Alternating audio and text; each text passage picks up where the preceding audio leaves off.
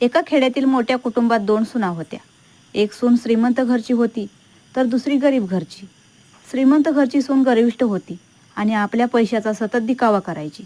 तिचे महागडे कपडे, दागिने आणि आलिशान जीवनशैली पाहून कुटुंबातले इतर लोक कधी कधी अस्वस्थ होत.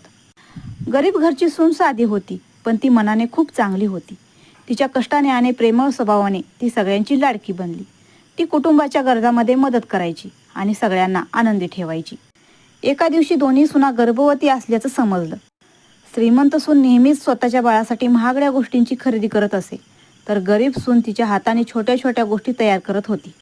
गर्भधारणेच्या काळात गरीब सुनेची सेवा आणि कष्ट पाहून कुटुंबातील लोक तिच्या प्रेमात पडले. दुसरीकडे श्रीमंत सुनेच्या दिखाव्यामुळे तिचा अहंकार उघडा झाला.